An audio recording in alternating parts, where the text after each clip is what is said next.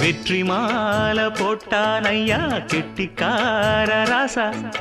முத்து போல கண்டான் அங்கே மொட்டு போல ரோசா சொந்தம் இங்கே வந்தாள்னு சொன்னாவன் லேசா காணாதத கண்டா அப்ப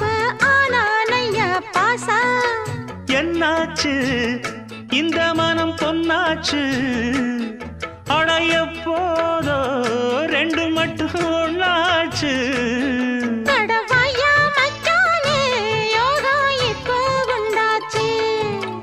அடுக்கு மல்லி எடுத்து வந்து தொடுத்து வச்ச மாலை